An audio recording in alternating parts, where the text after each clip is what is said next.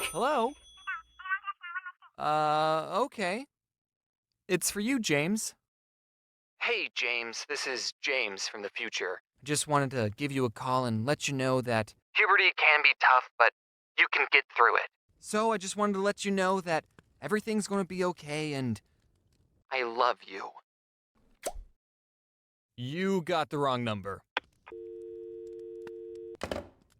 I grew up in a generation where smartphones were a new thing and everyone in my class had one, except for me. My parents never got me one because they didn't want me to access the internet on a device that could fit in my, so they never gave me a smartphone. In fact, I didn't even get my first cell phone until I was 16 years old. Now, as an adult who uses a cell phone every day, I don't know how I survived for 16 years without one. I think when I was younger, if I was ever in a situation where I needed to call my parents, I would just ask the nearest person if I could borrow their phone. Now, if there's any parents watching this who haven't given their children a cell phone yet, take it from a guy on the internet with no children. You should get them one. It doesn't have to be a smart one, you can just give them your standard drug dealer phone, but you should at least give them a cell phone in case there's an emergency and they need to call you or the police. The only downside I can think of giving your child a phone is they'll end up spending too much time on it, so you should just turn off their service from time to time, I don't know. When I turned 16 and finished up my sophomore year of high school,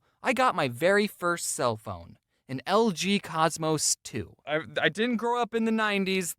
Everyone else had iPhones, but I was the only one with a phone that had a keyboard on it. And with that cell phone, I've had a couple of incidences where sometimes a random person would call me thinking I was someone else and then wouldn't admit they're wrong. And that's how you segue into the theme of this month's video. This first story happened when I was working at Subway. That's right, another Subway story. Hashtag Subway4. It wasn't good enough to be in the other three. So, it was 5 minutes until closing, and we get a phone call on the Subway phone. I pick it up and say, thank you for calling Subway, how may I help you? I was supposed to say, this is James, how may I help you? But I wasn't about to tell this random stranger my name.